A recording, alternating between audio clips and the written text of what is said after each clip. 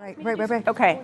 So we're just going to get started with a little bit of information about how today is going to work. We're going to have a 45-minute panel discussion with our esteemed guests, and then we're going to have Q&A for 10 or 15 minutes. Jeremy Sherman is going to explain how that's going to work. Hi, everyone. Welcome to the panel. Just really quick, there's an interactive question and answer opportunity and tool in your app. You can use the Deborah Now app. Go to the panel.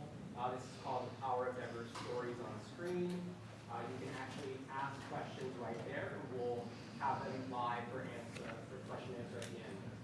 Get on the Wi-Fi if you're having trouble. ADL Summit, the password is Deborah is now all lowercase. And if that doesn't work, raise your hand. Old school. Old school. Old school. So without further ado. Okay, thank you, Jeremy. We are all mic'd, actually. Okay, I think that they'll adjust as, can you hear me now? All right. No? Someone says no. Okay, so with the tech people in back, they say they can't, the audience doesn't think they can hear me. Okay. How about now? Is that getting better? All right, perfect. So let's get started. This is a panel on the power of diverse Jewish stories on screen to combat anti-Semitism. I'm Deborah Camiel.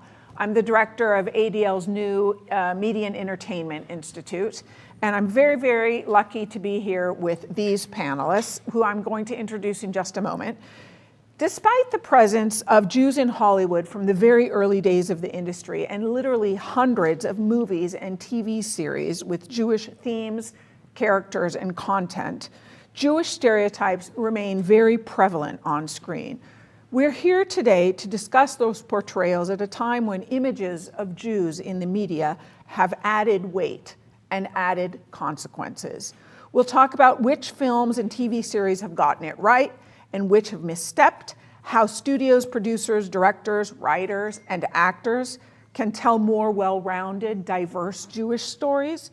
And with the spike in anti-Semitism in the US and around the globe since 10/7, we're going to discuss what role Hollywood can play, along with the entire entertainment industry, to fight anti-Semitism and anti-Israel misinformation in the media. So let me get to our distinguished guests. Nina Tassler, in the middle, is a former chairperson of CBS Entertainment and a member of ADL's Entertainment Leadership Council. She was born in New York City to a Jewish father and Puerto Rican mother. During her time at CBS, Nina was the highest profile Latina in network television.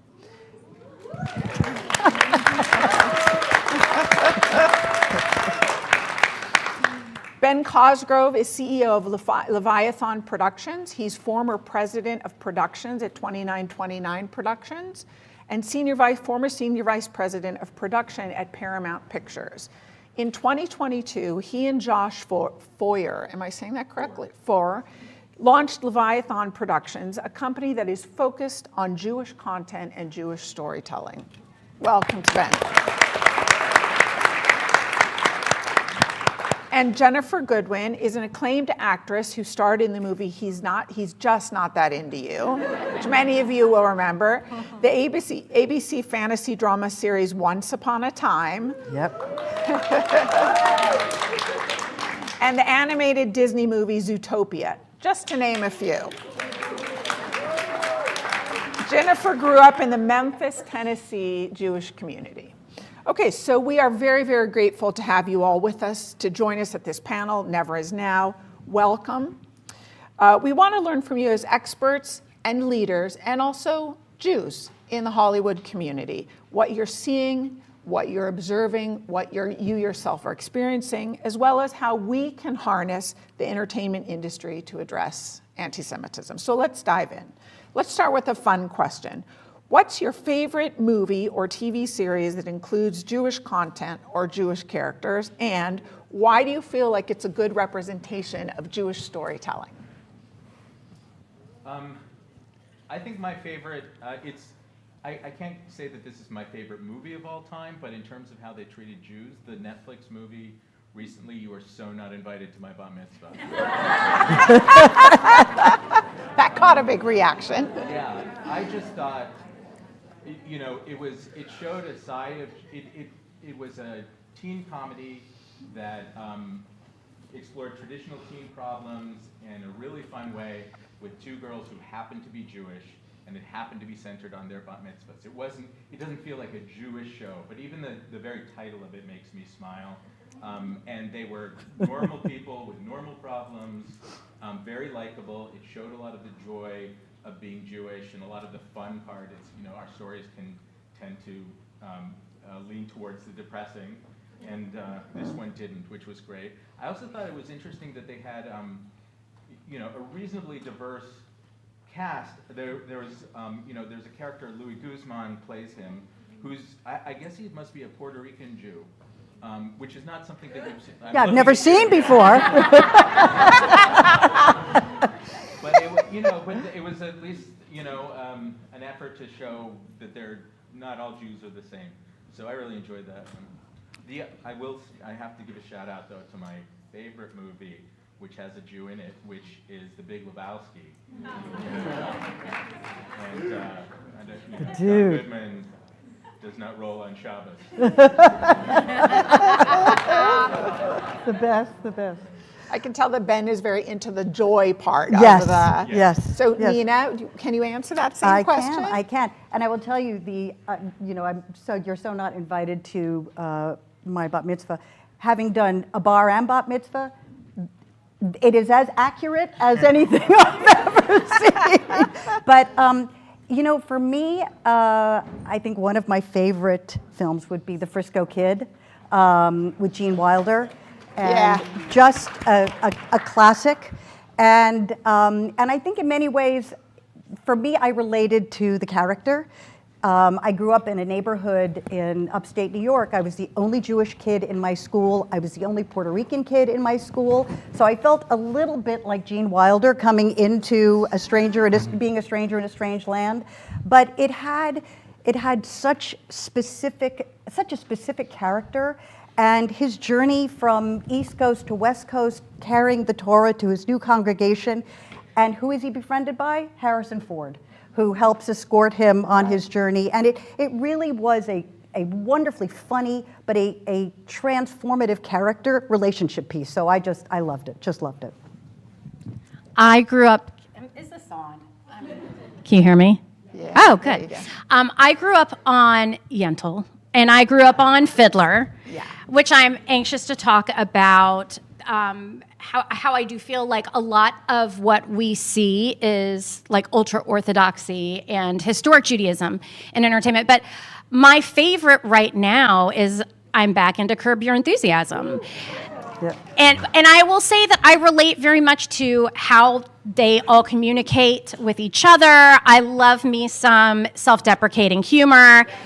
However, I'm also anxious to talk about, I mean, I put Curb Your Enthusiasm into the category of, right now, I think like this is why we can't have nice things. Like I worry that the world is not in a place where they can handle the nuance and context of self-deprecation and leaning into tropes and stereotypes in order to entertain.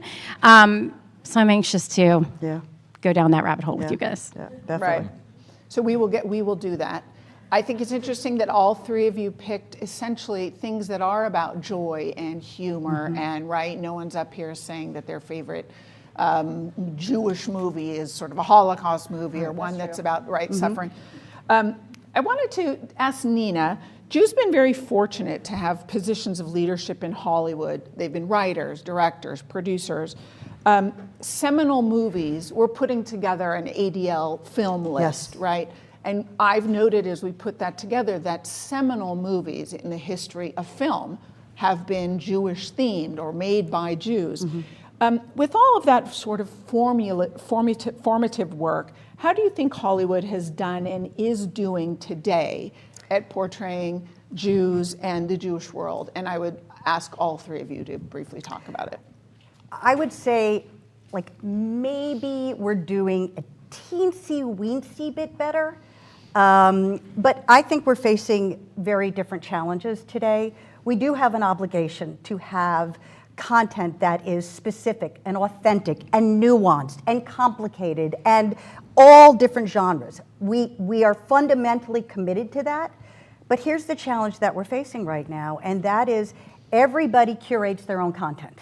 Everybody self-select. If you don't want to watch something, you don't watch it.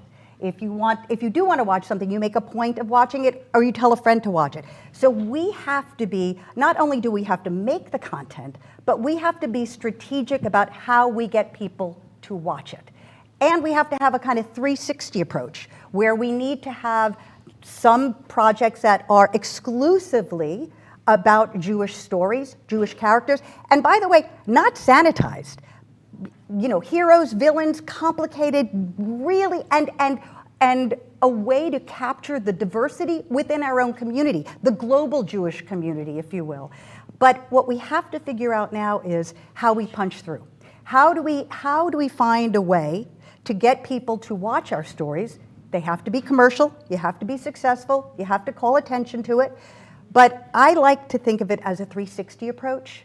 And sometimes you're doing something that is exclusively about a Jewish story, but then there are ways that we can kind of sneak it in, if you will. Like, we're watching a commercial. What's wrong with seeing a young man sitting on a couch watching a sports game with a kippah on?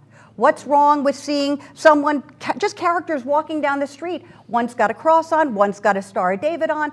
It's finding ways to blend it into the fabric of our entire viewing experience. And right now, it has to be on digital content, social media, print advertising, you know, anything and everywhere people go to watch their content, that's where we have to have representation. Yeah. Ben?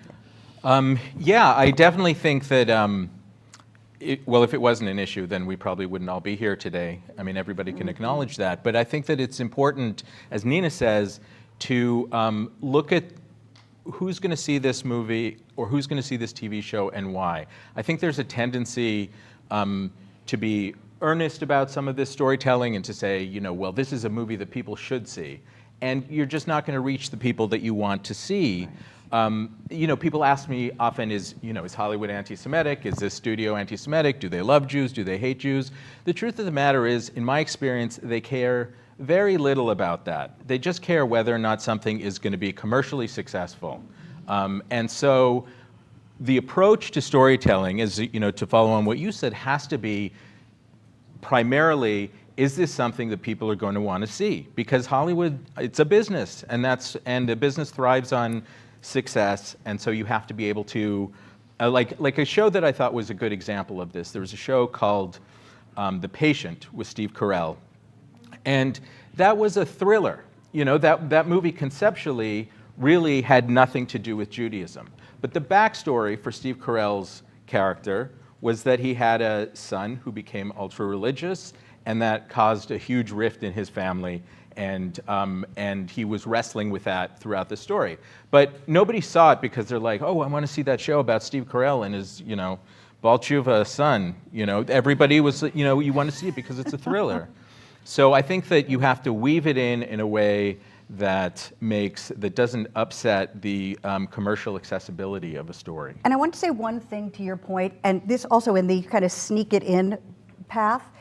We had a show when I was at CBS called Numbers, and it was on Friday nights. My rabbi always complained to me, it's like, could you move it from Friday night? But we had the cast, and the script was not written this way. And then we'll talk later about intentionality, because I think that's also a component here. But we had the show Numbers. Our cast was Judd Hirsch, Rob Morrow, and David Krumholtz. That's a Jewish family, I'm sorry. And so we said, you know what, we're going to make a statement here, and we're going to say, this is a Jewish family, not written that way. We put the bar mitzvah photos on the wall, the menorah on the mantelpiece. Rob's character had the opportunity to say Kaddish on television. So we took an intentional position in choosing to make that family Jewish. And again, not conceived that way, but it was just, like you said, weave it into the fabric of the storytelling. Normalize it. And normalize it. That's the thing that I feel I miss the most. We have a lot of movies about and TV shows about dead Jews. That seems to be everybody's favorite. And then we have all of the, there's all these series right now about the world of ultra-Orthodoxy, which I find completely fascinating. And I've got my subscription to Izzy, and I've got my subscription to HiFlix. But I would like more of that content to move over to, a Netflix and an Amazon and things like that. I know Netflix had Shtisel, but I feel like we either have that or we have escaping from that world. I'm not sure if we're only presenting the world with something that they see as so unrelatable and ultra religious, and or people escaping from that, or if it's just about, these really a history of misery. And have y'all all read? Please tell me everybody has read Dara Horn's People Love Dead Jews. Yes. So I'll spare you quoting the whole thing the whole time. But People Love Dead Jews. But so I would like to see, as my friends here are saying, I'd like to see more normalized Judaism. I would like to have a story where we never, by the way, maybe even mention that the characters are Jewish, but we're passing messages. Right. But where I know that my first job was on Ed on NBC. Mm-hmm. And there was an episode where they were like, "You're Jewish," because I get that a lot. "You're Jewish," which I have a whole thing about. But and they were like, "Would you like to lead a Shabbos service on the show?" And I was absolutely. Yeah. And that was one of my first experiences in Hollywood, and I didn't realize it was going to be the only experience that I had like that. So now I'm trying to get more into producing, and I'm definitely in there going and we're going to need some Jewish storylines. And we're going to need to have characters who can't get into the country club. Right. And we don't have to make this a feature, but it still has to be woven into the fabric of our storytelling. Right, some of these characters happen to be Jews. Yes. Right. 100%. So it's interesting, the Media and Entertainment Institute has done a very, very preliminary study of Jewish characters in movies and series from the last 25 years. And what they found initially, this was before I came on, was a lot of Jewish tropes. Men are neurotic and kind of unmanly. Mothers are overbearing. Jews are white, right? There's also something to be said about sort of diversifying who is a Jew on screen. I have to say, you're not the only Latina up here. I am too. Jeremy Sherman back there also. So lots of, right? Yes. But every time I meet someone, they're like, if it's Jews, you're Latina, and if you're Latina, it's Jews. So also normalizing that very broad diversity. Completely. Right, as something, that is not only possible, but would be desirable to get a good view of the Jewish world. Well, the Eastern European Jewish model has been pushed throughout sort of movies and television for the longest time. And I think it's important, essential, that we find characters that really depict the rich diversity in ethnicity and narrative and culture from all different parts of the world. And look, you know this as well as I do, the film and television market is shifting. And there's a lot more emphasis on international content, and the domestic market is definitely, it's having a tough time right now. So it's really to our advantage to find those stories, global stories. When you talk about Shtisel, we're developing the story about the early life of Golda Meir. So it's just, it is incumbent on us. And there's another project we're developing based on an Israeli format called Unchained, and it's about. I love it so much. I know, right? And we're doing the American version. I'm available. You're perfect. Oh, we might You're be perfect. seeing something But it's perfect. happen right As here. Hannah. Yes, I know. I'm Oh my in. God, perfect. I'm in. That's So we're done. I've just accepted a job right here in front of all of you. Right here, it happened. Right here, right now. I'm totally serious. News flash. It's a news flash. Right? It's a great show, but it's a relationship between a rabbi who obtains gets for Jewish women. He's Sephardic. His wife is Ashkenazi. So it's this wonderful, I would say it's a procedural, but it's got this great relationship and explores the difference between their two families, their two histories. It's a wonderful show, wonderful show. I think that the importance of showing the diversity of Jewish people cannot be understated because overstated, right? Right. Okay.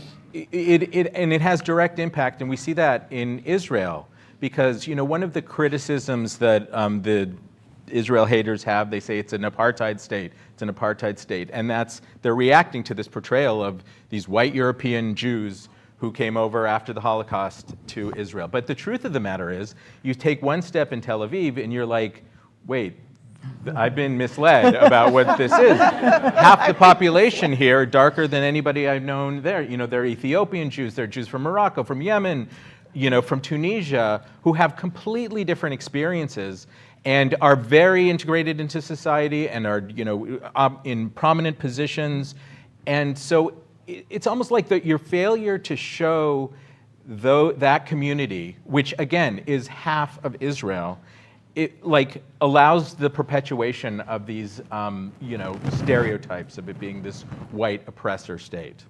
So I think that we're developing a TV show that is set in a hospital in Israel, which is one of the places that Arab Israelis can have opportunities to rise to the top. So in our show, the chief of surgery is an Israeli Arab. And so people will see that without even hitting it on its head, without even people saying, this is an important show for you to watch. Just in the very casting of it, we can cause you to question your preconceived notions about the population.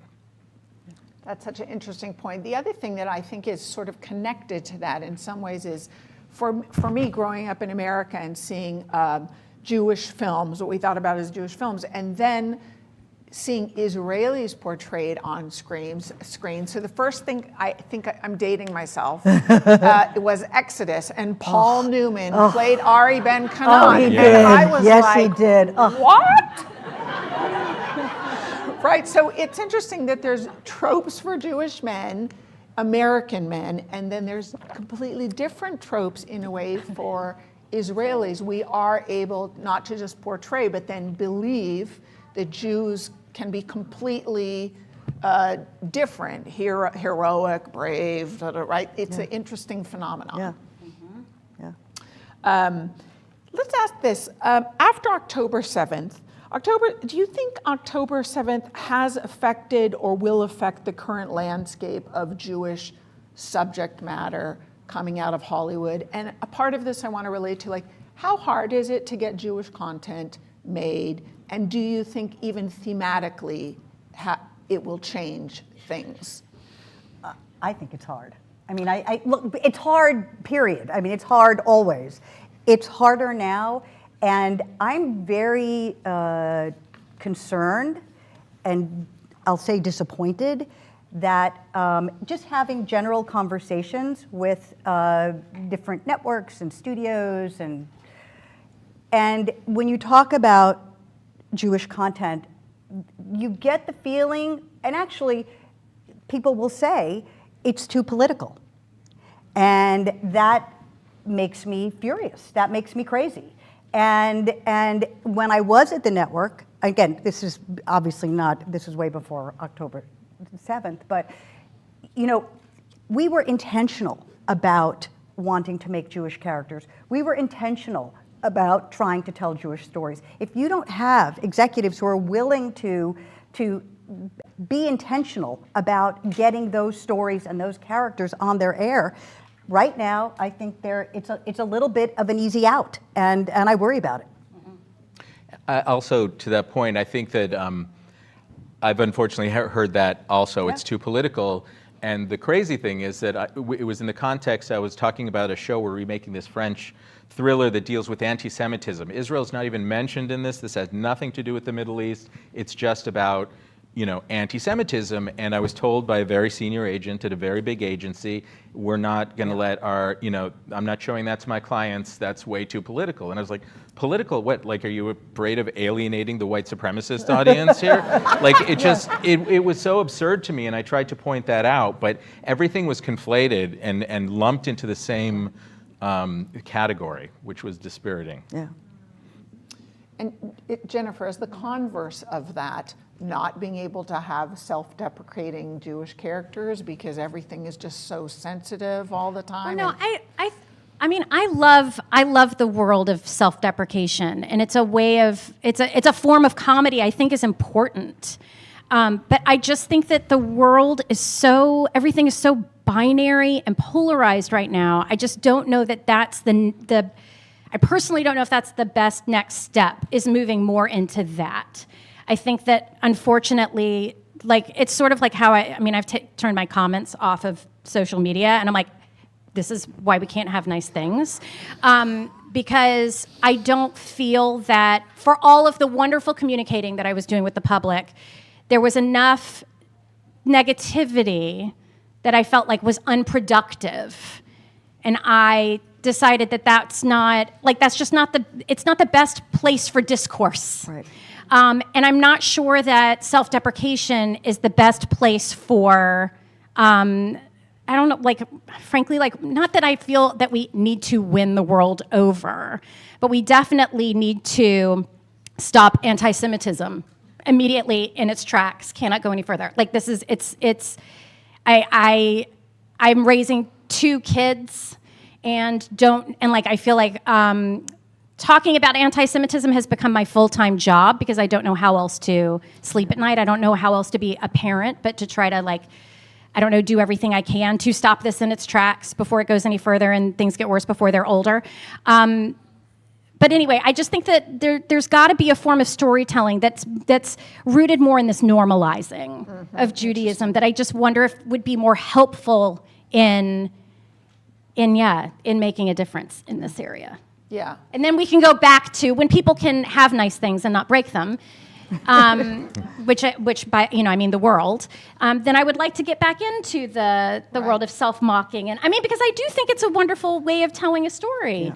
I'm okay with a certain amount of, like, leaning into making fun of ourselves, but I just don't think the world is handling anything acceptably right now, and so I think there's another way we need to go. Right. We have this question as we're trying to put together this, list of films that'll be shared with Common Sense Media and for ADL.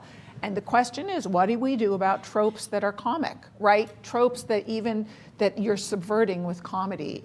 I think it's a bigger issue today than it used to be, right?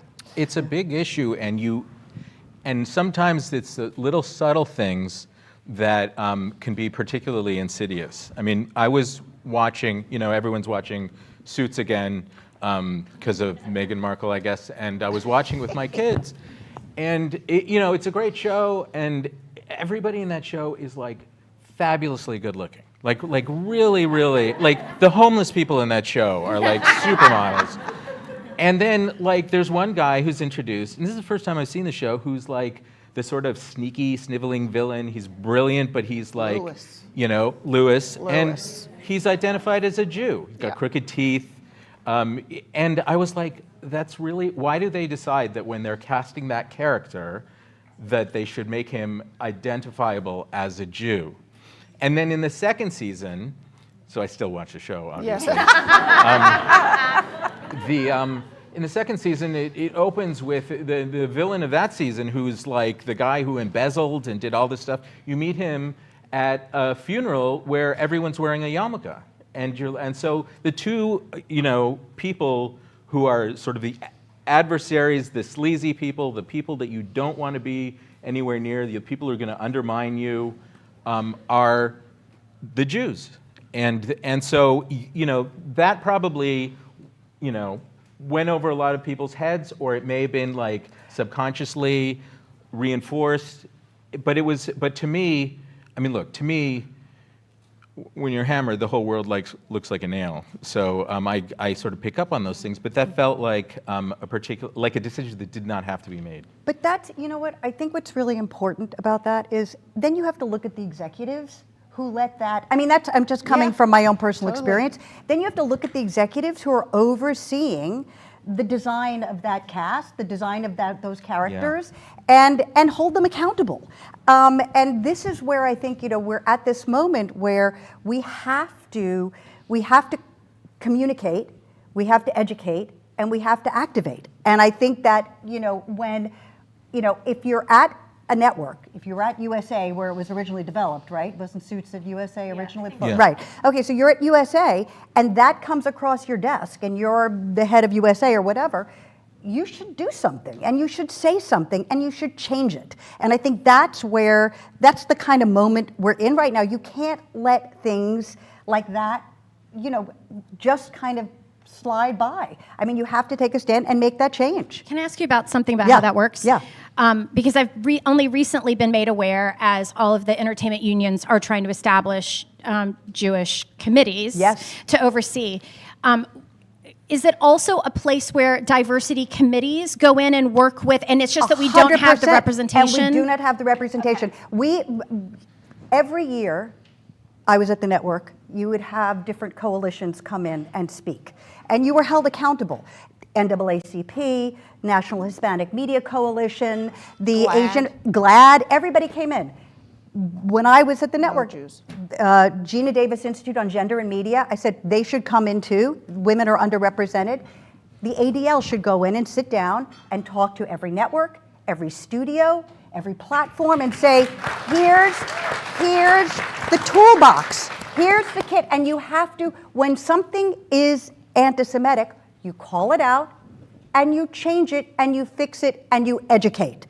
And you make a difference. But that's where the ADL should absolutely come in and speak across the board to everybody producing content. I agree, and I think that it has to be at all levels too. Totally. I mean, we're talking about, when I just started out, I was working at a studio, and I was watching dailies of this movie we were doing, and it was about, the scene was a car salesman, a used car salesman, and he was particularly sleazy, which seems redundant, but he, but I noticed in dailies he was wearing Magen David. He was wearing a Jewish star, and that's not an executive decision. That's a costume designer's decision. To say, oh, I have a sleazy character. Let's put a Magen David on them. It wasn't even apparent to senior management at all. It wasn't something that they would have even clocked. Now, I do want to. I went to my boss's boss, who was Mark Platt. I just want to say that because he made sure that was out of the film and was, went to bat. It shouldn't have been a hard battle, but it was harder than one would expect. Mm-hmm. And I appreciated that. But the thing is, it's not just at the senior level. It's, you have to look throughout the system. Absolutely. Yeah, I want to say, first of all, beware the next few seasons of Suits, because that is a trope that will totally continue. Wow. So Really? I rewatched with my son like last year, and at some point it just becomes so obvious that all of the bad guys are Jewish every season. Well, what a wonderful opportunity now that they are going to make another iteration of that show for us to go in Interesting. and Fix bring it. the ADL and have a talk with them about that.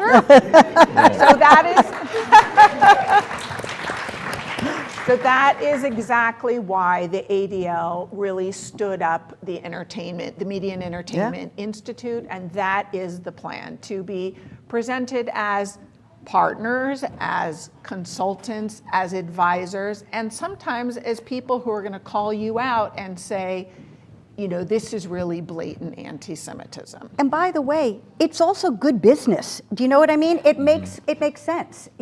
Having a rich, diverse presentation of character, it brings more people in to watch your show because they can relate. Yeah.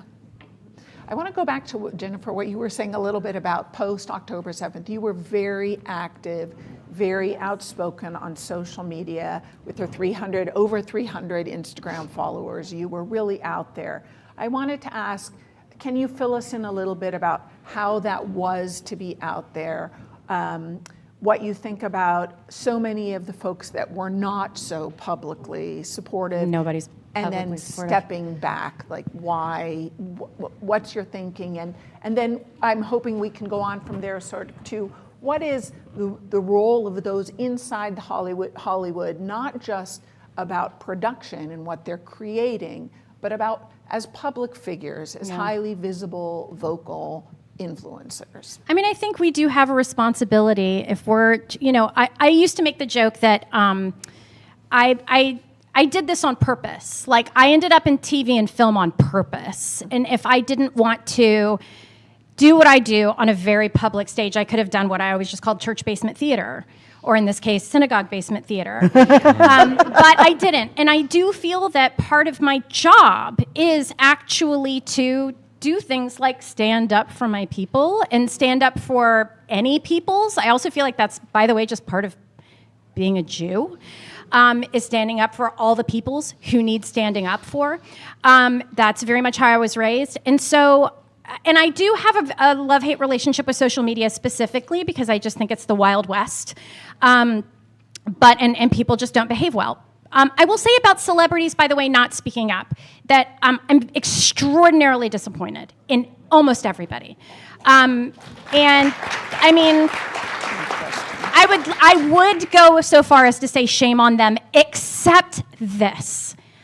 I think that the public probably does not know, especially about actors. I believe that we are groomed in this industry to feel disposable.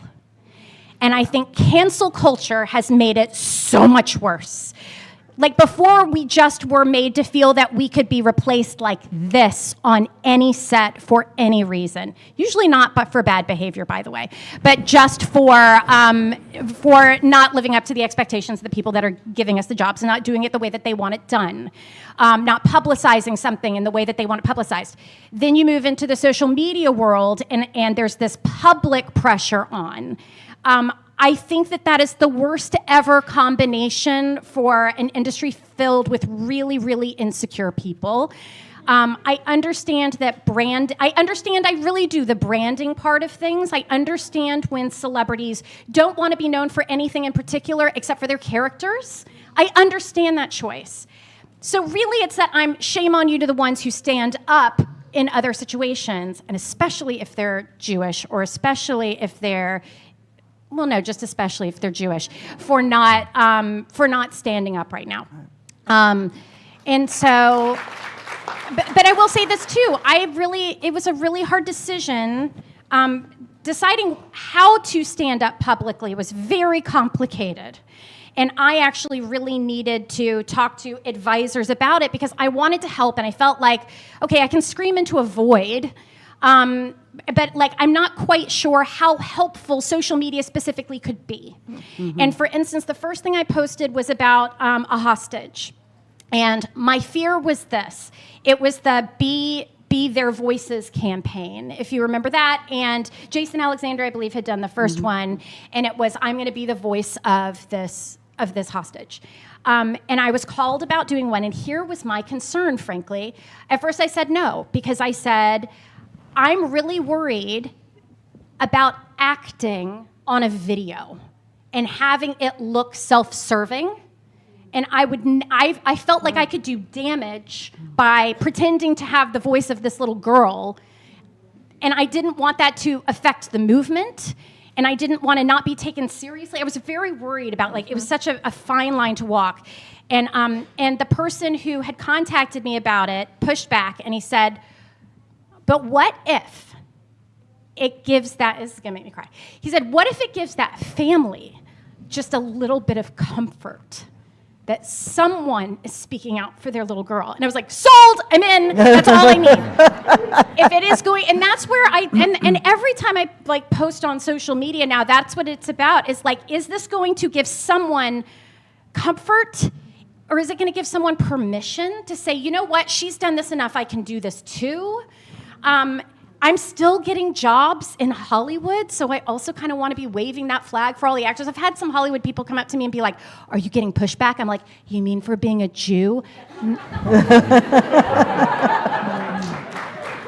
like, I do want to be able to start like putting on social media, like, and I'm getting this job, and I'm getting this job, and guys, like, you really can stand up for your people, and you really can, or if we're not, you can stand up for your allies. And I am not finding I mean, my reps are telling me, like, you keep going, we're behind you, it's not affecting negotiations. Like, I don't understand that part of the excuse making. That's great. That's great. And I think which is amazing. And I think to Jennifer's point, there are some celebrities, I mean, Juliana Margulies, Michael Rappaport, if Yes, anybody Deborah follows Michael, Messing. Deborah Messing, Yes. so Jason Alexander. So there are some people who are definitely making their voices heard. Yes. But I think the questions you asked yourself are so critical to influencing your decision to do something. I think that's really smart, really, really smart. Yeah. I think it's also important. I mean, I know you've been incredibly active on social media, which is fantastic. I think different people have different ways of expressing themselves, and it doesn't all have to be the same way. I mean, I would argue that one of the most positive things that's happened to, in terms of Jewish self-image, was Adam Sandler's Hanukkah song. Like, I thought that song, like, made it, you feel like, oh, being Jewish is cool. Like, I'm part of this really cool club with David Lee Roth and all these people. So I think that maybe that's his way. I mean, obviously this was a few years ago, but that to me is incredibly powerful too. That was him using his voice. We need a rebrand. Totally. Like, there is something, like, that was cool. Yeah. That was really cool what he did. And I feel like, and I'm going back to the Dara Horn thing about, like, there's a whole page about, like, to a certain extent, I feel like we've been conditioned to think, like, being outwardly observantly Jewish is not cool. Right. Which is nuts, because it's so cool. So cool, for sure. Yeah. We have a few minutes left before we go for questions, so I wanted to ask you to answer this one quickly, and then we have a lightning speed round at the end. Do you have pet projects that have a Jewish character, focused on a Jewish character, or a Jewish story that or maybe you've already done it, or that you'd love to do it? Ben, starting with you, because you're having That's what we do. Jewish-focused That's content. what our company does. Yeah, and there was, you know, again, the filter that we use when we're choosing projects to invest in is, are people going to see this who don't care about Jews, who've never met a Jew, who can't spell Jew, who can't find Israel on a map, you know? And so we're actually developing a horror movie, like a traditional horror movie that set on a college campus, which is a great place to have a horror movie and a great place to, you know. Especially now. And the malevolent force in this, the mythology that's undermining it, is the Golem legend, which is like one of the great Jewish, you know, monsters from folklore. So, but we're working with the writer, and it has to work on its own terms. We compare it to the movie Get Out, which was a movie that, a horror movie that explored racism, but it wasn't a movie about racism. You could just watch that movie, and it's just a fun movie to see, scary movie. So that's one of the things we're doing that I have high hopes for. I think for us, I mentioned before it has just been a lifelong dream of mine to do the story of Golda Meir. But doing the young Golda, Shira Haas is playing the young Golda. Wow, that's great. Yonatan Indersky is writing the series. We have an Israeli production company. We sold to Khan 11 in Israel. But the great part about that story is it's Golda, obviously, but it's the issues and the challenges she faced as a young woman, as a leader, as a mother, are very much the same issues we have to contend with in our daily lives today. So there is a real resonance with women's issues today and the issues Golda was dealing with back then. She also, the best fact about Golda, she slept with everybody. Everybody. Everybody. No. Everybody. Yeah, she was really out there. She was out Everyone. there. So, and married and had two on the side. I mean, I'm talking, and someone Wait, who's they're all picturing Helen Mirren. Right, You got to no. remind them that it's Shira. But is that incredible? It's true. I know. Yeah, she was wild. Yeah. Wild, yes. So that would be mine. And I've just always wanted to do Unchained with Nina Tassler, so. That we can do. Okay, a lightning round for Jeremy. Do we have, okay, we're going to do one fast question. Because everybody always like leaves panels and leaves interviews and thinks, oh, if I'd only, this one thing that I wanted to mention, so take a minute, think, do it now. I always say like, do it now. And whoever's ready, start parting thoughts for this very fun-filled room. I think that it's important that you don't just look to Hollywood or anybody to make the decisions that you're going to support. I think that it's important, if you're a writer, the best thing you can do is write a great story, because a great story will get made. I mean, I know I'm a little bit Pollyanna-ish about that, but I really do believe that. So if you can push something ahead, if you're not seeing what you want to see, you have the capacity to push something ahead to make it happen. So I would keep Great that in mind. invitation. Yeah. Great. And I would say, this is probably stating the obvious, but I would say get involved. Get any Jewish organization that aligns with your values. While I was at the network, while I was at Warner Brothers, while I was at studios, I always made time. I was the chair of the entertainment division at Jewish Federation for many years. I was chair of Jewish Family Services in LA for years while I was at the network. So it's like you can have a job, you can have your kids, and you can also, tell stories. You can, and it allows you to also keep your ears and heart open to what people are really feeling. And that informs the kinds of stories you're telling. It also allows you to sort of just have your finger on the pulse of what is happening in your community, in your neighborhoods. And I don't think we look at things sort of separate anymore. We have to exist and live and take that experience into our work and into the stories we're telling. Yeah. And I would say, these guys know more about what I'm about to say than I do, but the algorithm matters, and the tickets you buy to see movies matter. So watch all the stuff that you want us to continue making. Stream all the stuff, even if you're not home. Just like turn it on and leave. Because that's going to make a difference to all these people who decide what to fund. Right. How many eyeballs are actually watching things? And put that on your social media. Watch Shtisel, watch Unchained, watch whatever it is, the kind of storytelling that you want to see. Watch the You Are So Not Invited to My bat mitzvah, Yeah. 60 times, because that's going to affect the material that then we get to continue to make. And what's important about what Ginnifer said is people now make their decisions about what they want to watch, when they want to watch it, from their friends, from their family members. You're not watching an ad on TV that tells you to go watch something. Right. You're like, I don't know. But Ben says, you got to watch this, you got to see it. Ginnifer says, you got to watch, I'm going to watch it. So that's why you have to talk to each other, share that information. And as Ginnifer said, just turn it on and leave the house if you have to. But yeah. And you know what? I'm going to put my money where my mouth is, and I'm going to start posting about the kinds of stories that I want to see, There you because go. I don't do that. Great idea. There we go. Note to self. I can do that too. I will repost. Yes. Thank you. That's it. Jeremy, do we have any questions? Yes, all right. We received a ton of questions, and we won't have time to get to all of them, but thank you all for the amazing questions. All right, can you please speak about any helpful resources for filmmakers interested in showcasing Jewish stories? Yes.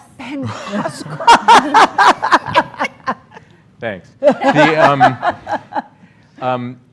Yes, well, the company that we started, and unfortunately there aren't a lot of people doing this, is specifically devoted to telling Jewish stories.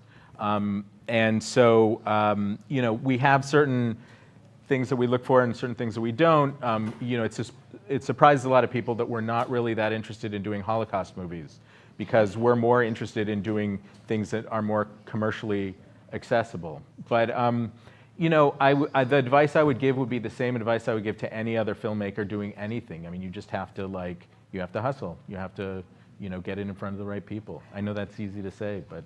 And there are, the fact that the ADL is starting, different Jewish organizations are funding them, are funded and funding projects. So I think if it's the ADL, federations, and the Maimonides Fund, the Gesher Fund. There are funds that you can go to. Reboot is another one yeah. that's doing that. Yeah. Great. All right, next question. With the rise in LGBTQ plus representation in the media, how can we bring more LGBTQ plus Jewish stories into the picture? Write the script, right? Yeah. Create the concept, right? I mean, it's write what you know, write what you're passionate about, write from your gut, tell the story that you relate to, and you just like it, and you pitch it. Yeah. Right, just noting that Israeli cinema, right, already is ahead of us in a way. Yes. And that why? Because it's not a Jewish gay story, it's just a gay story, it's a love story, right? All right, next question here. This received several votes, so there's some desire for this question to be asked. I think it was touched on earlier a little bit, but why do you think so many Jews in the entertainment industry have largely remained quiet about the rise in anti-Semitism, both before 10/7 and after? You know, that's a great question. And if anybody knows a little bit about the the Academy Museum, when that museum opened, there was no mention of the Jews who founded Hollywood. No mention. Like Goldwyn Mayer, All of them. Yeah, the Warner Brothers. No mention. And if anybody saw Streisand's acceptance speech at the Screen Actors Guild, which was incredible, she made a point of saying, these are the founding fathers of Hollywood, and they're all Jews. So we have a little bit of a legacy of not handling things well. So, so I think it's incumbent on all of us, whatever position we have, whatever role we play, we have to be responsible, we have to be accountable. I also wonder, I've gone down a history rabbit hole because I come from an old Hollywood family. And they came over in the early 1900s from Eastern Europe. And I was very confused when I learned that my great-grandfather, who managed Variety at the time, always kept a Christmas tree in his window during the month of December every year. And in interrogating my grandmother, his daughter, about this, she said, you know, well, we still had to keep our heads down. And I've gone down the history rabbit hole to really understand the laws in America in the early 1900s, and I feel like what I was preached by my family about, you know, the golden land, like they actually thought that America was going to be paved in gold, the streets were going to be paved in gold. It was such a relief to them to be able to live somewhere, where they could live, that I do feel that for them, keeping their head down was not as traumatizing a concept as it is to us now. So I just think there's a precedent, even because a lot of my family was in very early Hollywood. I think there's a precedent for it, changing your name, obviously, and not wearing it on your sleeve, and by the way, always working on Friday nights and not complaining about it and not doing anything outwardly Jewish. And I think that also that is combined with, I was just listening to Douglas Murray. There's a great video online of him right now talking about the unusual and unnatural period of peace we just went through for several decades. Mm-hmm. And I think that even in entertainment, we were like, we have it good, let's just keep going. Yeah. Let's just keep moving forward. And it's just now we've realized it has not been good, and you know, it's just all bubbled to the surface, and now we need to take care of it. Yeah. But I do think that there's a precedent, is my point. I would say also that it's not all bad. Hollywood, if you think of it like an iceberg, there are people who are public facing and comment, you know, like Ginnifer, and then there are, you know, people like us who don't really, you know, communicate to the world directly like that. And I can tell you I have a number of friends who were never observant, never even went to shul on Yom Kippur or anything like that, who've all of a sudden felt energized that they've realized that they need to be doing something too. So people who I never would have thought would be involved with anything are actually taking steps to do things. But it's not just, it may not be something that you see online. Yeah. I think that's an interesting phenomenon, right? That's happening all throughout many For sure. communities. I do want to say I also had some expectation of non-Jews who had played very important Jewish parts to also be outspoken, especially like really major parts, of famous recent movies. Yes. And didn't see a lot of that. Or any. Or any. Yeah. What she said. Well, to that point, we have time for about 2 more questions. So, any recent productions featuring Jewish characters whose portrayals you're not very fond of? Not very fond of? Huh. Well, Suits. Right.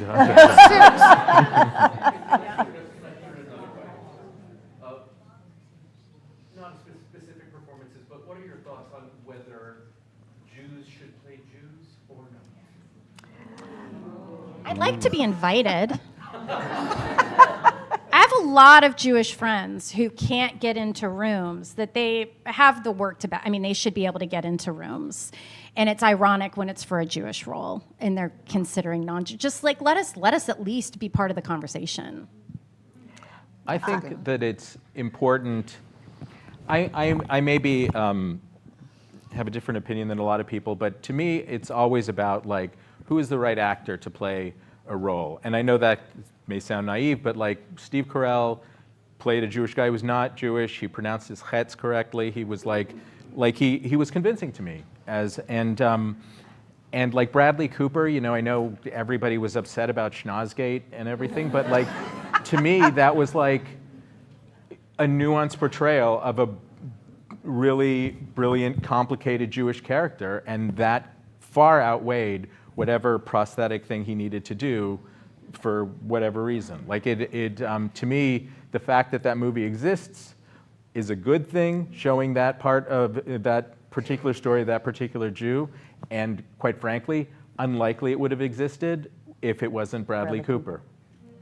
But I do think they were also, the Schnozzgate was to a specific character. It wasn't sort of a generic prosthetic, it was they made him a historic person, so I think you have an obligation to be authentic. I also think, and again, Ginnifer and I went to the same acting school, but you have to respect the artist. And actors transform, actors become, and you can't undermine that creative process. But I think your point before about I'd like to be invited, I think that is something that should be addressed. But I think you can't disrupt the creative spirit and the art form, which is to transform and become something. So I've been talking to people about, because we're trying to establish these union committees, so that, and for instance, if we have a SAG-AFTRA, Jewish Performers Committee, then we would have an opportunity to sit down with whatever production and say, can you give us a great reason why it needs to be Bradley Cooper playing this role or Helen Mirren playing this role? And in those situations, I can't see a committee disagreeing. There will be, Tukuses will get in seats. They're actually excellent casting choices. These actors they can certainly transform. But we should at least be able to sit down and have a talk about, is there no, do you need a layer of authenticity? And maybe we should surround Bradley Cooper and Helen Mirren with Jewish actors in the other Jewish roles, because we afford every other diverse community, every minority, we afford that right, that privilege. It should be a right, and we don't seem to ever even have the conversation about Jews in Jewish roles. Consideration, that was the word. Afford them the consideration. Okay, I think that's the term. Anyway. Well, final question here, a little bit like forward and future looking to end the panel here. What does the bench look like for the next generation of Jewish Hollywood leaders and executives? Great question. I think it's a little challenging. It's challenged right now. The industry has gone through some major changes. A lot of consolidation, a lot of mergers, a lot of companies being acquired, a lot of people lost their jobs. You know, coming out of the pandemic, coming out of the strike, it's a tough time. We will cycle back because we do, we survive. But I think that there's a great crop of young executives who are ready to ascend, if you will. I think that we just have to, the saying right now is survive to 25. So if we can get through to 2025, I think we'll be okay. But there are many, many talented, smart, young Jewish executives who are, I think, really teed up to have great careers. All right, let's have a big hand of applause for our wonderful panelists. I love that. I love it. And we are going to do Unchained. Isn't it the best? I know. It's so good. Thank you. Thank you all for attending.